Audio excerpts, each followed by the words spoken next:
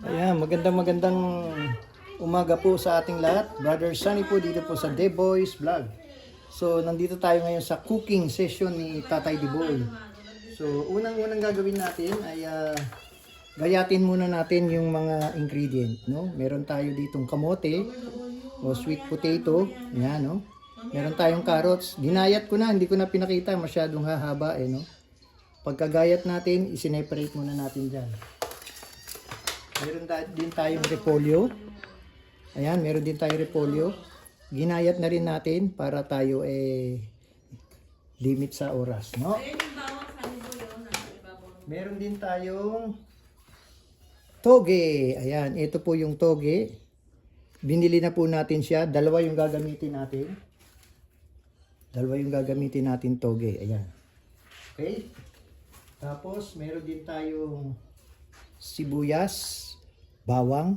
Yan ang ating mga gagamiting ingredient. Ang ating naman gagamiting panlasa ay meron tayong Nor Cube, isa lang. At meron din tayong Nor Caldo de Pollo. Yan, lagyan natin ng tigko-konti. Meron din tayong black pepper, siyempre mantika, at saka patis, no? Tsaka patis, andun yung patis. So, yan, lagyan natin ng konting mantika. Yan, meron na tayong konting mantika. Lagay natin sa high. Ito po yung mga lumpiang sariwa na ginagamit namin. No, wala ho kasi dito sa atin na pambalot ng lumpia dito po sa Amerika. Kaya ang ginagamit namin ay parang Chinese yata to, Chinese. No? 25 pieces ang isa ang laman. Oh, 25 pieces ang isa. So, yan, 75 po ito. Pwede na, no? Papan fry lang natin muna yung carrots. Ayan, no? Sarap ito, oh. Simple lang po ang pagluluto nito. Napakadali lang, mga kaibigan. Mahirap lang magbalot. No, mahirap lang magbalot. Madali lang to, ganyan lang oh, simple lang oh. Tapos na, di ba? Parang inalis lang natin yung tubig. No? Sunod natin ang repolyo. Buga muna, buga. Buga.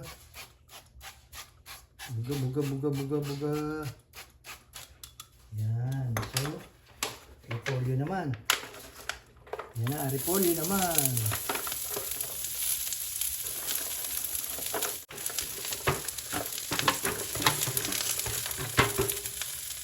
Yan. Sa ano po, no? Sa yung iba, no? Pagka nagluluto ng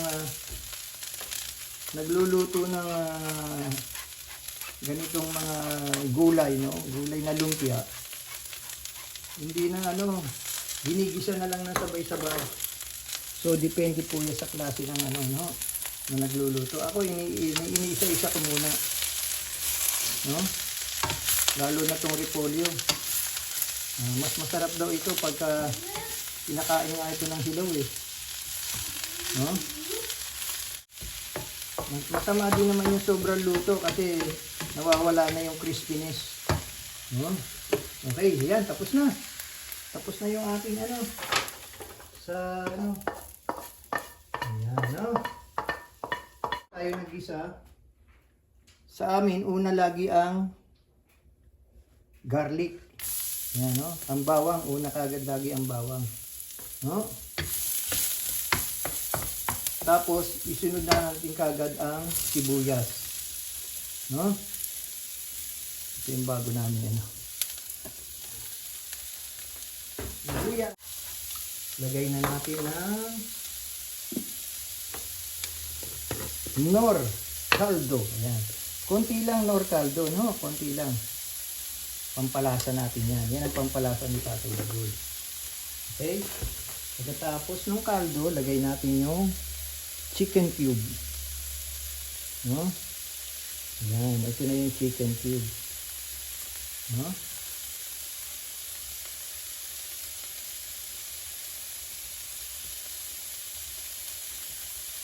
Ayan, no? Chicken cube.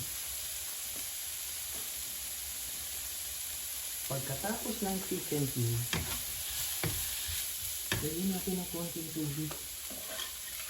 Lagyan natin ng konting tubig. Para, nilalagyan ko konting tubig para, yan, konti lang, para lang, no? Para lang magsama-sama siya. Pati yung nilagay natin cubes matunaw, no?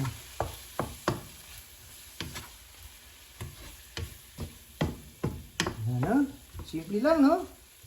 Yan. Pagka medyo okay na yung ano, hindi na natin masyadong niluluto yung ano, yung garlic.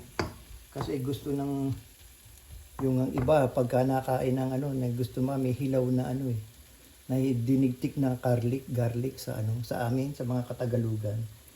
Minsan na nagtitimpla kami ng garlic, dinikdik na garlic, lalagyan ng konting langis, konting asin. Yun ang sinasama namin pagkakain na. No? Yan, lakasan natin ng konti. Namatay pala. Bakit mo pinatay tayo? Kaya pala humina. Napatay. Ba't ba na pinatay tayo? Hindi ko alam. Bakit namatay? Huh? Ayan. Ito ngayon ang technique dito. Makikita nyo paano gagawin natin dito sa toge. No? Simple natin ng special na automatic. Ayan, garlic. Nasaan na yung ating salt? Wala yung salt. Yun, no? Ito na yung patis.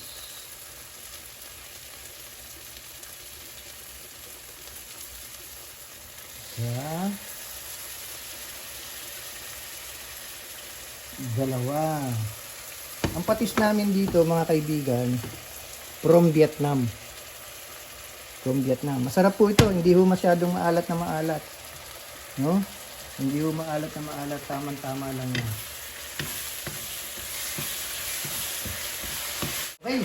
Ayan, pwede na natin ilagay ang carrots. Yan, kahit alin dyan ang mauna, pwede na dyan. Ano? Sama-sama na naman yan. Igigisa na natin sila lahat. No? Igigisa na natin sila. No? Ayan. Siyempre, dalawa. Sunod natin yung repolyo. Ayan na. Yung repolyo, iluto na rin naman yun eh. No?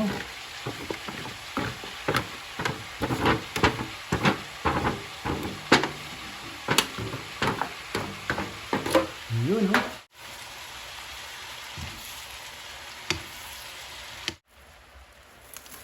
Hindi na natin pan fry na ho. Makikita naman natin yun. Makikita nyo naman yun. Oops. Ayan. Oops. Ayan, mabango pa. Oops.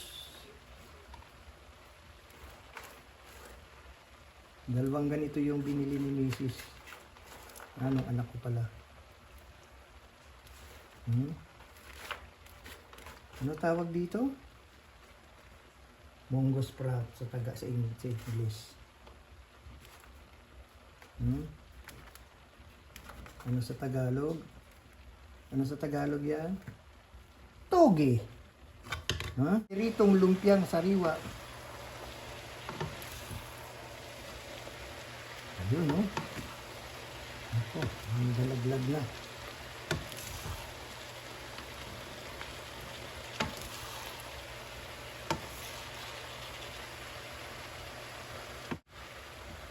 Ngayon, siyempre, lalasahan natin, di ba? Lalasahan natin, siyempre. Lalasahan natin yan. Hindi pwede hindi lalasahan. Titikman natin yan. Para pag tinikman, nakita natin masarap na.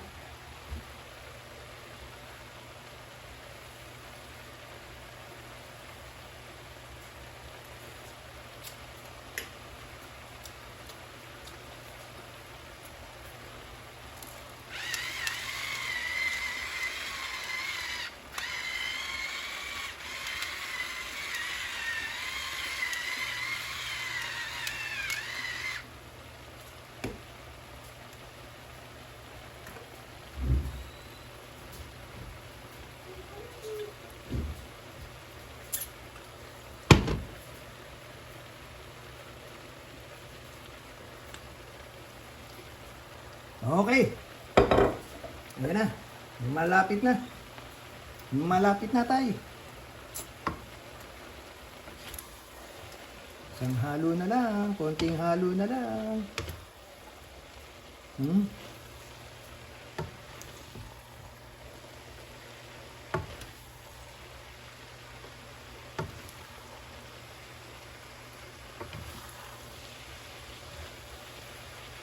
Okay, yan. Ayan na. At mamaya ibabalot na natin. Ho? Okay. That's it for today. Ayan na po ang tinatawag nating lumpiang sariwa. Lumpiang prito. Ha? Ayan, mga kaibigan. Ito. Iumpisahin na nating ibalot yung ating ginawang lumpia kanina, no? Yung ginisa natin. So, ito ngayon, ito kasi yung yung klase ng lumpia wrapper dito sa Amerika. So, ayan, ito yung lumpia. Ganito po ang ginagawa namin dito. Inaalis siya isa-isa. Para ding lumpia sa atin, kaya lang iba dito mas maganda, oh. Mas maganda, no? Yung pantay na pantay kasi para sa kanila makina yung ginagamit yata nila, no? So, naggawa din ako ng nito, tinatawag nating cornstarch. Itong cornstarch na to, ito yung pandikit natin, pinakapandikit niya. No? Dalawang spoon, maliit na kutsarita, 2 kutsarita lang, pwede na yun. No? Yan ang gagamitin natin. Tapos meron tayong kutsara, pang doon. Huh? Yan, makikita nyo mamaya kung paano natin ibalot yung kung paano natin ibalot yung lumpia, no? Okay, papakita ko muna sa inyo para sigurado, no? So, ganito yung pagbabalot ng lumpia. Una, siyempre lalagay natin dito, yan, no? Yan po, nakaharap siya sa ganyan. Tapos, kukuha tayo ng mga, yan, isa.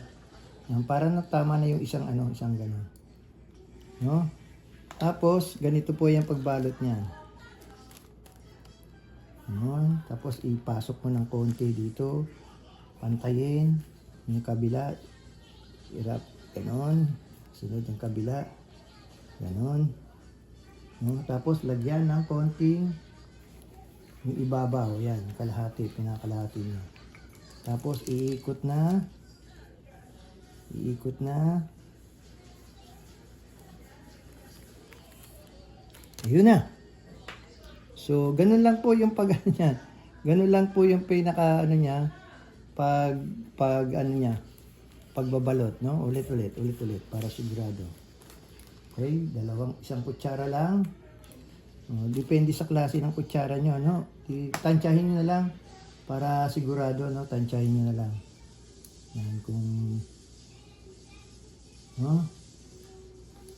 Yan, no?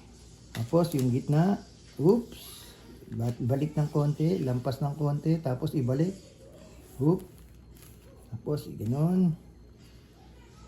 Yung kabila naman, yun, no?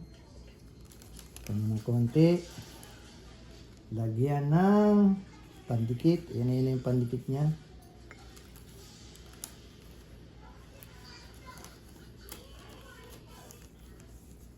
Ito yung mas maganda. Okay, no? Tingnan nyo naman, no?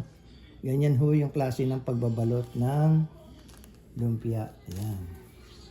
Piprito na. Siyempre, pag pinrito, mas masarap. Kasi may tiki man time na yun, no? Ayan, ulit.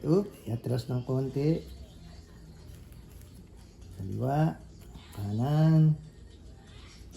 Isa. Lagyan ng pandikit. Yun na.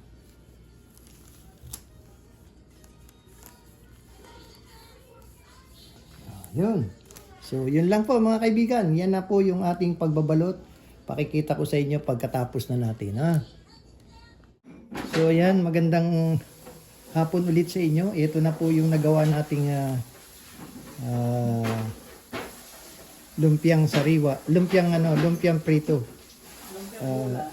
Lumpiang gulay na lumpiang prito ano na lang, ipiprito na lang mamaya makikita natin mamaya kung ano ang magiging husgahan ninyo. No? Hindi ko alam kung nakailang piraso. Baka siguro mahigit 50 rin to. Mga 50. Sige, hanggang magkita na lang ulit tayo mamaya. Ha? Maraming salamat.